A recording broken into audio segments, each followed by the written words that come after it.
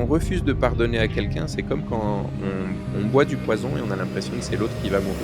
En fait, non, quand on refuse de pardonner, c'est nous-mêmes finalement qui nous retrouvons enfermés. Et dans ce processus en fait que j'ai vécu ces dernières semaines, ce qui m'a touché, c'est à quel point je vivais en fait une libération qui était quasiment immédiate. C'est-à-dire je sentais quand au moment où je faisais ces courriers, où je prenais le temps de prier pour, pardonner à quelqu'un en particulier, je sentais le poids qui s'en allait de ma poitrine, quoi. Et ce qui était aussi très intéressant, c'est que d'avoir pris ce temps pour pardonner dans la prière quelques jours ou quelques semaines plus tard, de repenser ou de recroiser en fait la personne à qui j'avais pardonné, en fait, mon attitude intérieure avait complètement changé. J'étais plus dans la rancœur ou dans l'animosité parce que finalement, j'avais déposé ça au pied du Christ et j'avais choisi de pardonner. Alors des fois, ça prend du temps, mais en fait, je vois à quel point, en tout cas ces dernières semaines, c'est quelque chose qui m'apporte une vraie paix intérieure, une vraie libération, alors que j'avais pas spécialement l'impression d'être prisonnier, forcément dans ce domaine-là avant, mais de prendre en fait ce temps de libérer le pardon par rapport aux gens qui m'ont offensé.